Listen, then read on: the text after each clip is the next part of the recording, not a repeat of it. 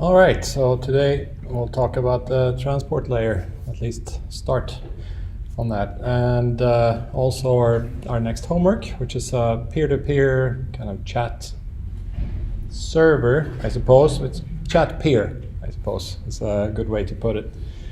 I posted the homework. I'll just briefly mention the sort of the expectations and maybe show a little demo. Let's see.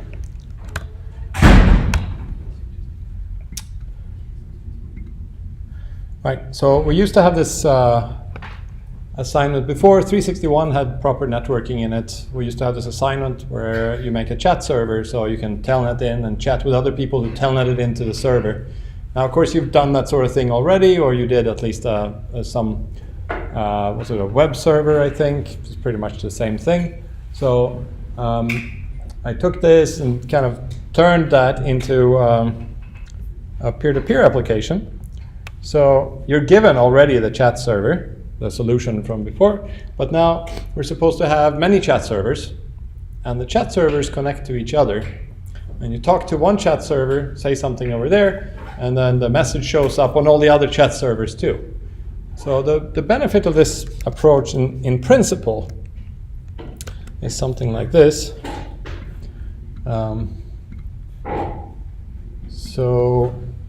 Say I'm over here now in my favorite New Zealand, and we're in the US, and another favorite Tahiti, and so we go like, we have a beautiful. So we have this chat going on, right? And there's like lots of people over here who want to chat, and there's a few over here, and there's a whole bunch of people over here. They all want to be on the same chat channel. So now what should happen? All right, if everyone is over at one server in the US, and so there's maybe 50,000 people over here, they're all getting the messages from everyone else, right? In that case, they would have their own connection. Like everyone would have their own connection all the way from New Zealand to this server, and we'd get 50,000 copies of everyone's messages going across the Pacific. And as you saw, those cables are only about that thick, so we shouldn't put that many messages in them. Kidding. So an alternative is that we establish multiple chat servers, right?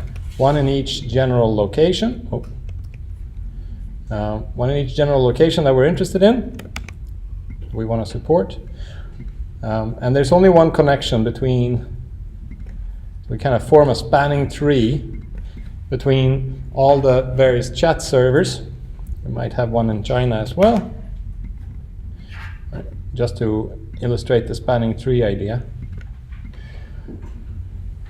This kind of goes the wrong way, but it's okay. So now I'm over here, I connect to the North American chat server. I'm in China, I connect to the Chinese chat server. All the messages over here are transported once over the Pacific Ocean over here, and then once from here to there, right? There's no communication at all in between here. It goes via Tahiti, and there's no communication here. So there's very little replication of these messages until you get to a sort of a location where we want to distribute the message. This follows the end-to-end principle in the internet sort of philosophy overall, that the network shouldn't be aware of what the applications want. In this case, the application is a broadcast application. Everyone sends a message. Oh, someone sends a message. Everyone wants to receive the same message at the same time. In that situation, it's really helpful to have a broadcast primitive in a network. It'd be really great if you could say just send this to everyone who's interested in this kind of chat message, right? But the internet doesn't know about chat message channels. It could. In fact, for a long time, there was a long line of research and development on something called multicast, where the network would actually be aware of multicast groups. So you could say, oh yeah, everyone, like all these people all want to receive every message toward a certain identifier, some opaque identifier. So you send a packet to that identifier, and it's received by everyone in the whole world who's interested in that. Really efficient. Right. Now you would just send over every link, there will only be one message, and maybe it'll go out 2 links in some places, or 18 links in another place, right? But you only ever traverse every link once. It's very efficient. That's not what we're doing here. Here we have an overlay network. So now, if you look at it in detail, it's very likely that messages would sometimes go, and this kind of gets us into the network layer here, but bear with me. It's very likely that the messages that maybe they go directly to here, but in fact there's no connection from Tahiti to China. There's just no link here. So if you look at the physical connections, it would have to take this one here and then go back over to Tahiti. Right? So you send a message to here, and then you want to send it from here to China, it will go all the way back and then over to China. That's bad, right? Now you're using a lot more links. It's not nearly as efficient as the network knowing what's going on. On the other hand, it's only twice as bad. On average, maybe you traverse every link 2 times instead of 1 time. But it's not the end of the world. And the network gets a lot simpler, so now we can afford to make a network easily that's 2 times as fast. And then everybody wins. So that's sort of the end-to-end argument for this whole approach. Okay, so let me take a quick look at this, right? So this chat server, it supports basically one operation that we care about, or maybe 2. There's one called say, and you send a message. Why don't I run it? Here, I have it. Okay, just show it running. Okay, so here I'm starting. So you get this code, node.c. You start it and you say, and this is the root service, the first node in this chat group. So I start it up. Okay, so now I can talk to it. Chat server goes, turn that off. Is that better? Yeah. All right, so I'm connected to it, and I can say hello, and I get hello on that end, but there's no client yet. Let me add one more client.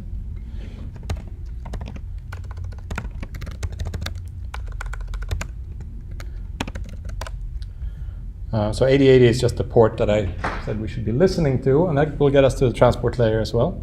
Let me try again. So now I say hello. Oh. And now this client sees it as well. So the general principle is just this broadcast. But now I could say, oh, actually, I want to be a peer, and I will be listening on port 8081. So now I'm lying. Right? I'm a telnet client. I can't be a peer in this peer-to-peer network. But it's something. So I will lie, and the server said hello peer. I don't know why it says that, but so now if I say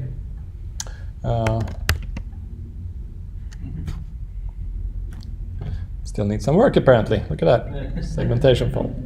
Anyway, so now if I say hello peer, hello from this other client, the idea is I now get a message, a peer-to-peer message saying like, oh, here, receive this. It's not a piece of text. Here, receive this packet.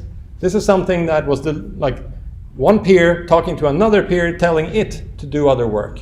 So basically we're packaging up this one message thing. Here's one. Each peer is responsible for distributing any incoming text message to its clients, but also forwarding it to any other peers that are connected to it. That's the main part of the job. And a challenge there is we're sending sort of packets, but over a link that looks more like a series of characters. Right? So it's not that you get a packet delivered. You can just read characters. There's a system called read. Actually, there's another one that we use for networking. It's a little more little richer maybe, but it's called receive. You can use read just fine. You open a socket, right? You get a file descriptor back. You can use read or you can use receive, same thing. But you can just say, oh, give me characters. And it says, here are this many characters. That's all that read and receive do. And so our job will be to frame this up into individual messages and then deal with the messages as they come in. Some challenges that will be showing up is that at least my server isn't going to be behaving the way your server is. It'll probably send messages in several small chunks. Sometimes it'll send a message that you don't recognize. And sometimes it'll close a connection, and you still want to be have a consistent network and so on. All right, so we're sort of dealing with this a little bit as a transport layer might. Like we have an overlay transport layer here. On top of a TCP connection, we're sending packets that then gets distributed over this overlay network. All right, we'll get into some more details. Basically, these are the kind of messages that will generally be sent. All right, you can have a message, and you can also get a failover or a rebalance message. So message is something from a user, like something they wanted to say. Failover says, oh, if I go away, you should be talking to this server instead. This is really handy because at least my server is going to have the occasional seg fault, it appears. Or one way or another, it'll disappear, and we want to maintain a network that still spans the world, even if some nodes come and go. Failover helps with that. We can say, yeah, if I'm not around, talk to my parent, whoever I used to be connected to. Or if we don't have a parent, if we're the what's it called, the founder of the network, then we would have to nominate someone as the new head. And rebalance is, I don't want to talk to you.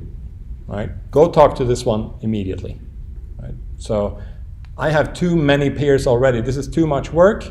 Or you are too far away from me. You're in New Zealand. You're trying to connect to me. What are you talking about? Go and talk to the New Zealand server. Here's their IP. Right? That sort of thing. So those are the messages that might be coming in. They will show up exactly like these structs. So it'll look in memory exactly like these structs after you've received enough characters. You can tell how many characters based on the header. The header says what kind of message, but also how long is it.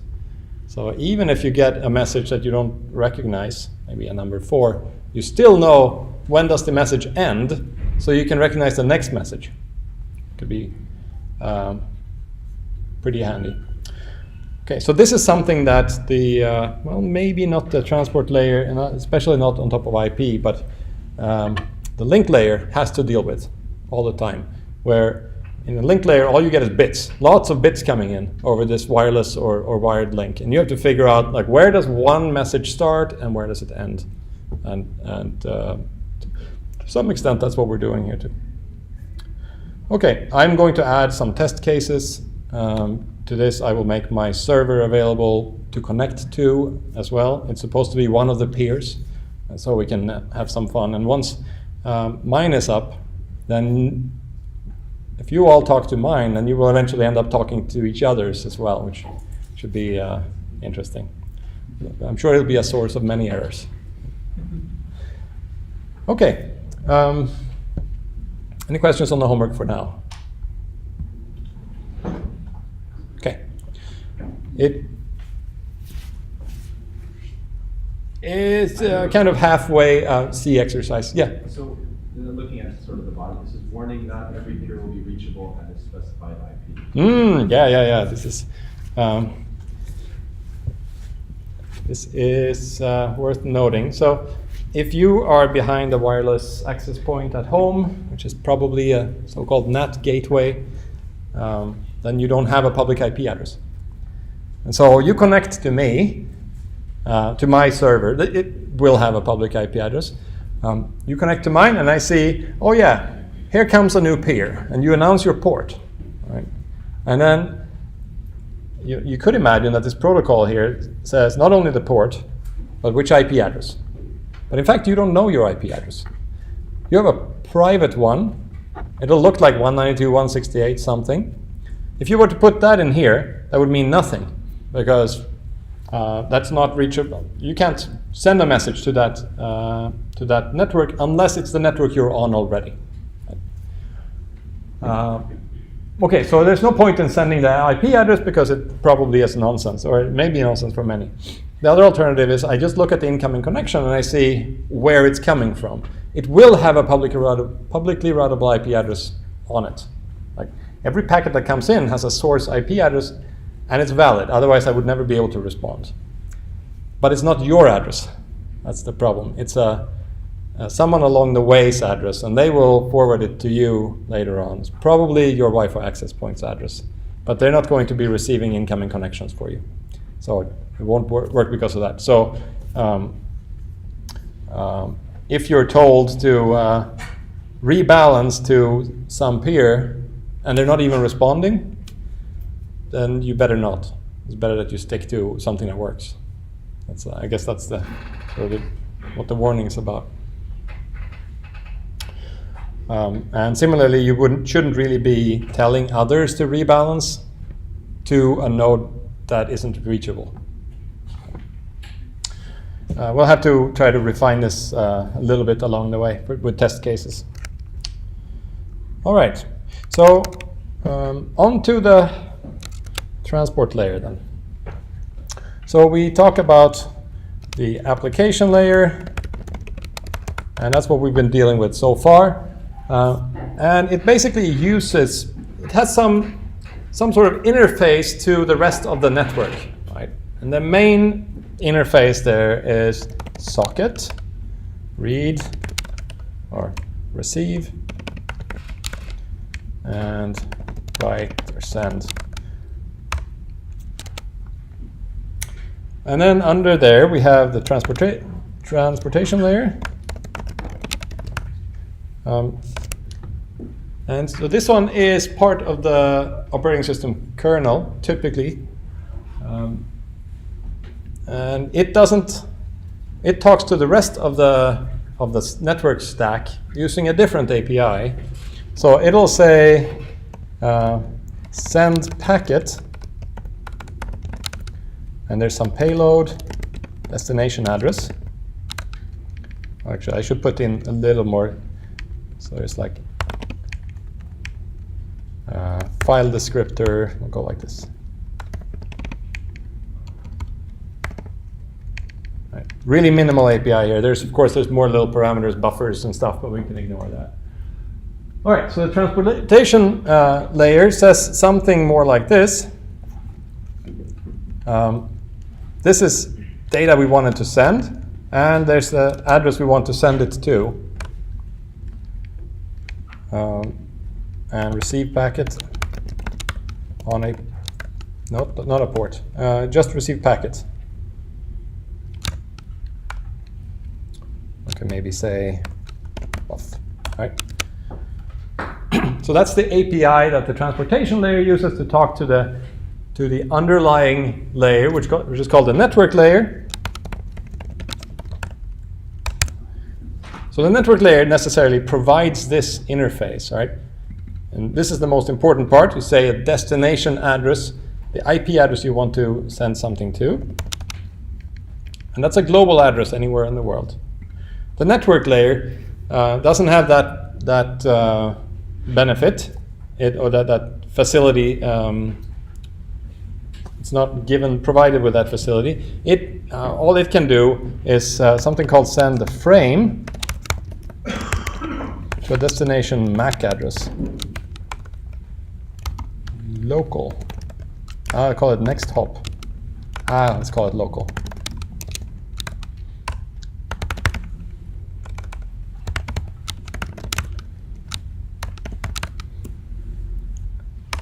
Okay, so the network layer isn't able to ask anyone else to deliver a packet to the end of the world. It can just ask someone else to deliver a packet to the next hop, someone who's nearby, someone you can hear. It's really like that. It can receive a signal directly from this other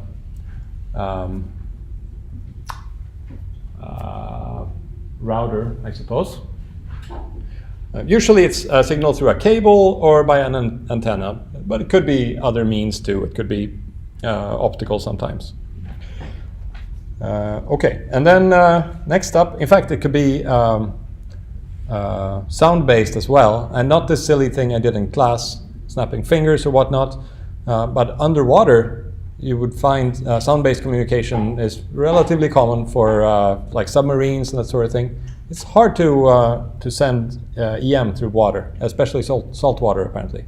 So you can't do radio communication underwater, so they do sound instead. The same thing is true for some small devices who want to communicate within a room, let's say, and they don't want it to go through the wall, then sound is also good. They send some ultrasonic noise instead. Okay, so definitely not unheard of for the link layer to use various kinds of physical media. The link layer, of course, presents this, right? Send frame. This is an entire message I want to send. I can receive an entire message end to end, and usually it'll be like correctly received. But then the link layer, it talks to its underlying layer here. Using a different API, it'll say send bit, essentially. And then that's the bit. That's it. And next up, there's the physical layer. So it's kind of abstracted, but essentially it's like that. The link layer, all it can do is send a bit at a time to no one in particular. Maybe saying which medium, like which transmitter. That's reasonable. And then the physical layer, it doesn't really have an API anymore, but it's something like voltage and current, right? Probably, or something like that. It's very physical at that point. Okay, so many of these are in one place. The physical layer is present in the, say, the network card of your computer. The link layer probably also there. Doesn't have to be. The network layer is inside of your operating system, but not only on one machine. The network layer is on many machines all over the place. All of the pretty much anyone who wants to participate in the internet have to have implementation of the network layer that looks almost the same. And then the transportation layer has at least two parts to the implementation. Any ideas?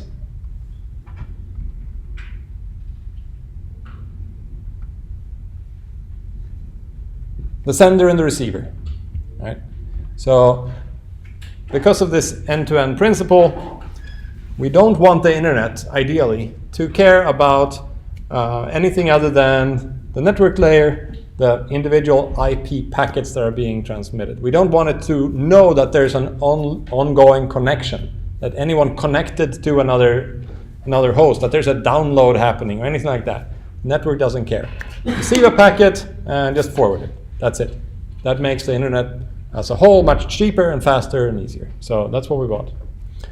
The transportation layer is present on both of the end hosts and is there to make it easier for applications to talk to each other.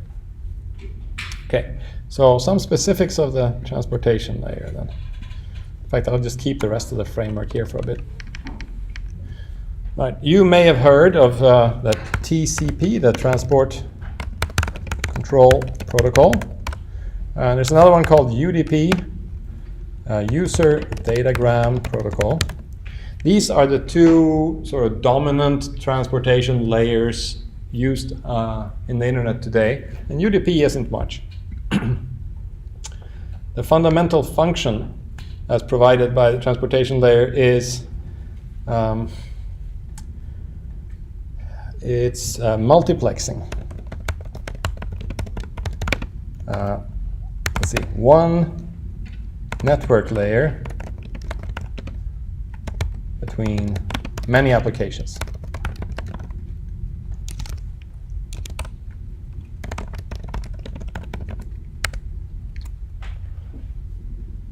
Right. So you notice here we get a file descriptor, right? And in the the transportation layer provides these file descriptors, but all that's given is this IP address. So the point of the transportation layer is I want to talk to the web server at that IP address. Now we talk about a server kind of, we mix up the idea of a physical machine and the piece of software, but the web server in this case is the piece of software. And you want to reach the web server, you have to somehow identify like who it is you want to talk to. We can say where it is using this, but we then specify who we want to talk to by ports. At least that's what they use in these two transport protocols. You don't need to use ports. It's not there's nothing fundamental about ports. Port numbers identify applications. So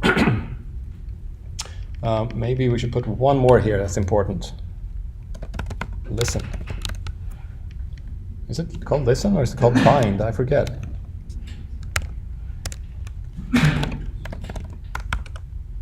Been too long. No, bind.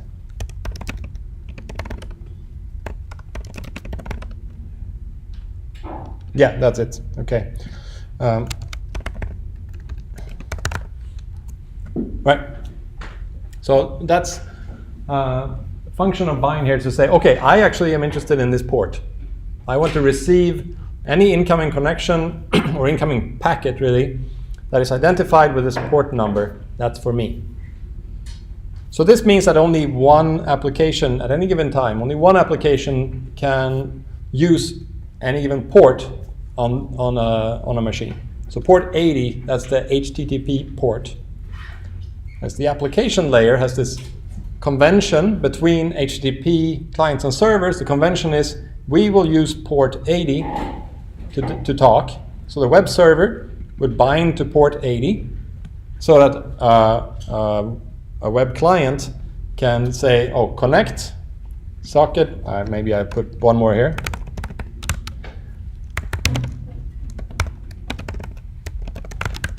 Right? Connect to this machine and that application, port 80, because there's only one web server on this machine. Right? There can only be one port listener to port 80, so there can only be one conventional web server on one machine. If you want more, you'll just have to use different ports. So you can use port 81, 82, 83 if you want.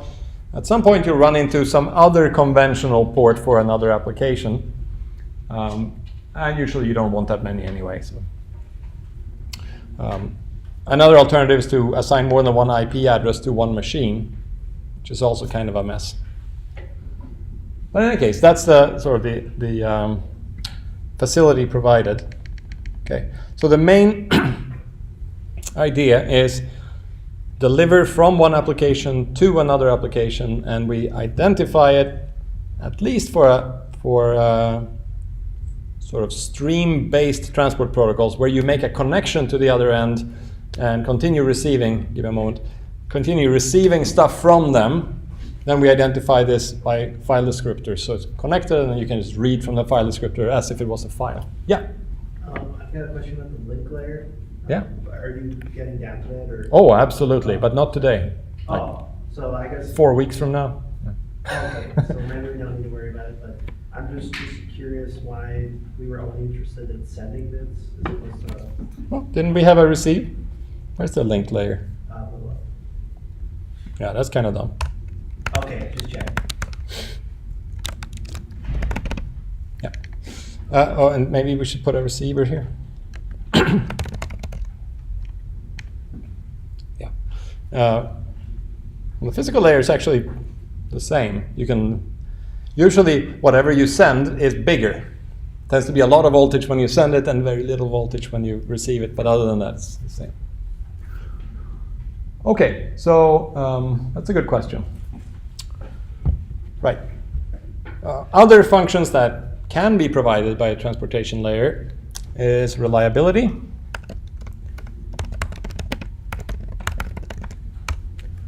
And it could be ordered.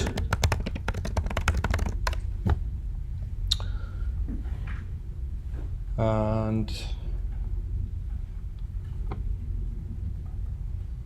yeah, I suppose there's this stream-based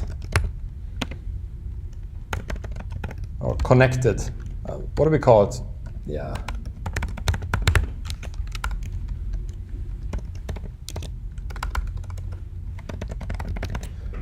Right. So by that I mean the network layer gives you only the facility to send like up to 1500 bytes in one chunk. That's it. And there's no further sort of connection between packets. So with TCP or with a stream-based transport layer, you can say, give me the first 10 bytes and another 10 bytes and so on. It kind of becomes a continuous stream out of these big chunks of bytes that come in. Yeah? So I was just wondering, in the application layer, why didn't you put listen? Listen is kind of a weird, kind of a side thing. So with bind, you say, I want this port. Listen says, okay, now start listening. Okay. And then there's another one. So yeah, there's more pieces, right? But the really fundamental pieces is, actually, I don't know if this one is so fundamental, but the fact that you get a file descriptor back is good. Yeah, there's other pieces that we need to use to kind of put everything together. But yeah, other questions? No. All right. So, oh yeah, another one, a really good one. It's called congestion control. Congestion control means we want to avoid having too much traffic in the internet. Like, it's hard for an application to know really how fast it should be sending data. If you're a web server, you have a really fast connection. You could imagine just sending as fast as your connection allows. One of my machines has a 100 gigabit interface. So I get a file transfer request. And I send at a rate of 100 gigabit. I'll be done with my 10 gigabit Blu-ray movie in about 1 second. But my receiver is a cell phone. So now it seems that's a little problematic because a cell phone will not receive it. So what's going to happen in the network? Right. It'll take me hours to receive it on a cell phone. And during that time, is the network supposed to hold on to this movie? That's probably not right. Then we end up with these really long queues, and as we'll see later on, that will affect latency, and everything gets weird and bad. So we don't want that. And if there's a lot of users, similarly, say a lot of users try to access one server, they try to send messages to one server, upload, say, maybe we're Instagram or something, we're receiving pictures. Users keep sending pictures, server can't handle that much, or the network link to the server can't handle that much. What are we supposed to do? You have 10,000 users all wanting to send these pictures of cute dogs, and then at some point the network link on the way into Instagram just can't take it. There's only one choice for the network layer. Right? If you don't have enough buffer capacity, the router just ran out. There's some buffer, it can receive a bunch of packets, but at some point there's no more room. All it can do is drop some packets. So it'll do that. It'll just throw most of those packets on the floor, and then you'll have to try and transmit again. It really isn't practical. If everyone keeps doing that, it's really not practical. What they should be doing is adjusting their send rate to the capacity of the weakest link, so that everyone shares this link sort of fairly. And that's congestion control. It's a little bit like freeway access controls. You've seen these somewhere. We have them here on some of the freeway entry ramps. Right? It'll go red, green, one can go, and a red. Right? Same thing with congestion control. You try to not make the links so packed that it doesn't work anymore. And we'll see some specifics in a couple of lectures, I think. So another one is flow control, which is kind of related. So this is the application. I am receiving a movie now. I'm a server, I'm receiving a movie, but for some reason I need to do something else. I've been processing this one frame, I need to compress this one frame. I'm not ready to receive more. I need to somehow tell the client, whoever's uploading the movie, that I'm not ready for more movie right now, hold off. It's not the same as congestion control. It's not that we're filling up the network or anything like that. Basically, the application isn't calling receive. The server isn't calling receive to take all the stuff that's coming in. And we need to tell the other endpoint that there hasn't been any receive calls for a while. So you need to relax. And that's flow control, also provided by some transport control protocols. Congestion control is about sending the controlling the send rate, and flow control is about controlling the receive rate.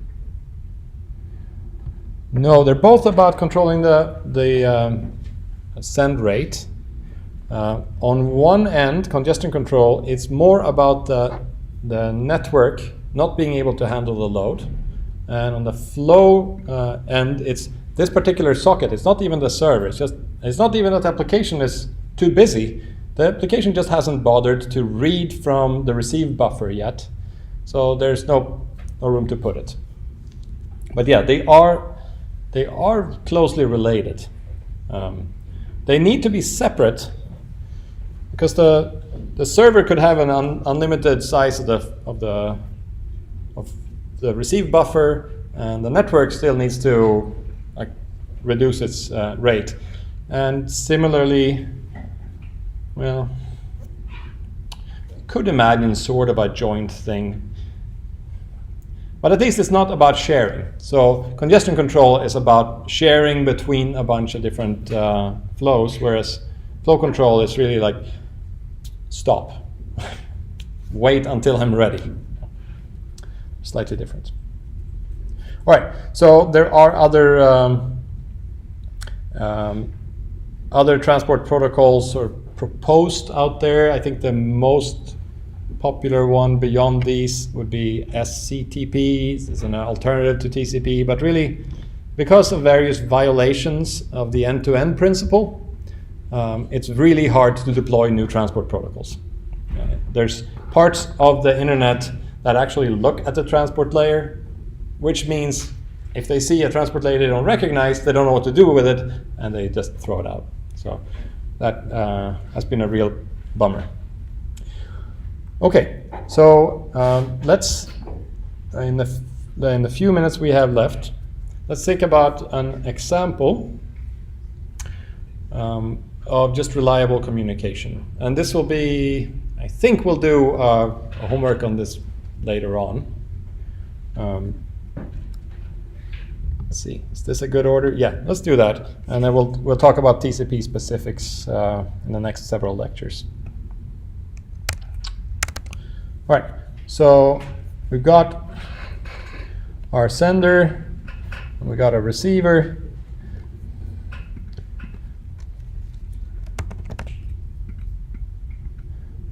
In the sense of the transport protocol, the two are not really distinct.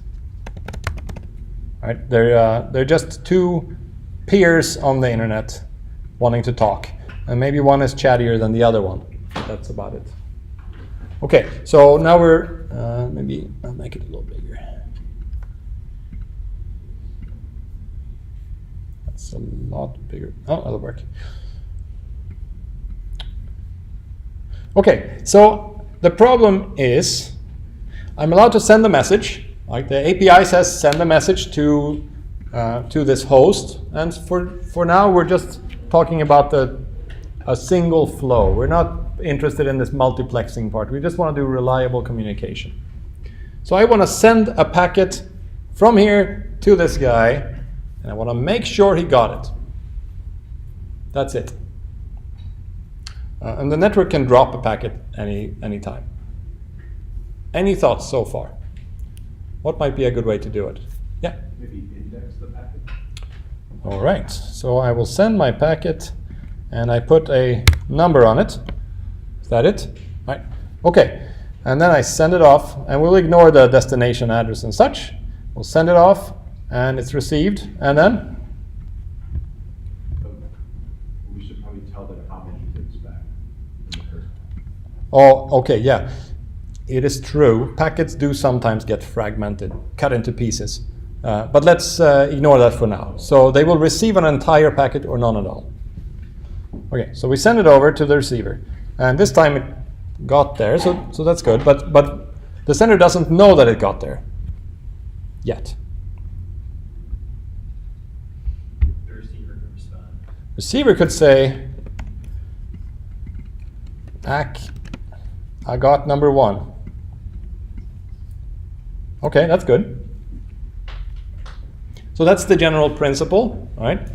It's send something and then acknowledge that that it was sent, that it was received. Okay, so so then let's see. So what would happen? Just put this away for now. This packet, and it's lost, all right?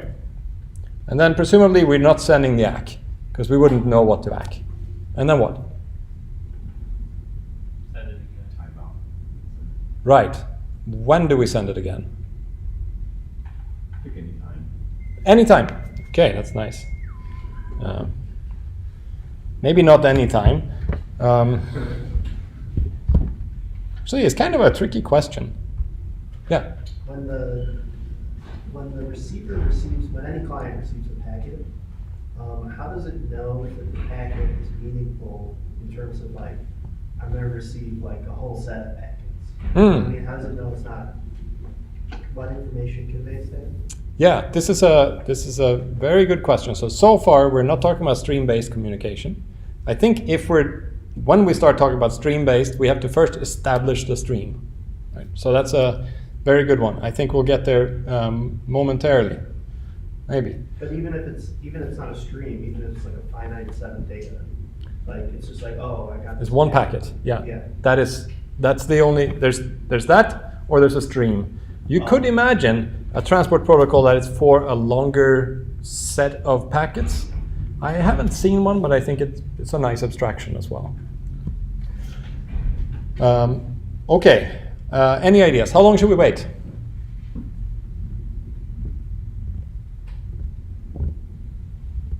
Well, like twice whatever your ping is with the receiver. The ping, yeah, but it didn't respond, so we don't actually know yet. I mean, so I send you could try to ping, you could start out by pinging your receiver, and then you're not getting a response. How long do you wait until you send the next ping? You just pick it on? Yeah, but which one? One. Pick one, yeah, nice. Unit, please. One. Yeah. Like 200 milliseconds? 200 milliseconds, yes. And then you're pinging you're connecting, in fact, I'm my cell phone now. I'm connecting to a UIC server, and I get a 3-second latency because I'm on a Sprint network. No offense, Sprint, but I measured it on Sprint. 3 seconds was pretty common. This was a while back, though. Right. Yeah. So we have to kind of establish some sort of upper bound. I think a good bound would be something like the maximum latency on the internet, right? So if we know that there's nothing that's further away than 5 seconds, then 5 seconds is good. If you start integrating, say, a Mars network onto the internet proper, it would never work because it'll take you between 8 and 20 minutes to send the first packet, and you would send lots of retransmissions in between before you get the first response. So you'd have to have a special transport control protocol for the Mars communication now. All right, so we send the packet, and if we don't receive an ACK within 3 seconds, is what they do on TCP, well, then we send another copy of the packet. And so usually it's not so bad, right? It'll be unusual that something would take longer than 3 seconds for the first packet. Okay, so now we send back the ACK and we're happy. What if the ACK got lost? we send the ACK again. So we send the ACK, and how do we know to send another ACK? When you get a packet you've already seen before, send another acknowledgement for that packet. Because like if they don't get the app, they're gonna send it again after like 3 seconds. Exactly. We don't need to retransmit the ACK because the sender knows we didn't, well, sender doesn't know that we got the packet. So the sender will retransmit the original packet and then we send another ACK. So every time we see a new packet, we send an ACK. Okay, this is pretty good. There are a few extra pieces here. There's one very nice one. Now, we started out with 3 seconds, but now we don't need to stick to 3 seconds anymore. Right? We sent a packet and we got an ACK within 200 milliseconds. So now next time we know that, oh, if it's more than 400 milliseconds, then it's probably lost because it came in 200 last time. So next time we can be much more efficient. All right. Next up, we need to deal with stream-based communication, establishing the connection and getting ordering and all that. But that'll have to be for next lecture. All right. Get started playing with the homework template, and I will post some updates to this description shortly. Thank you.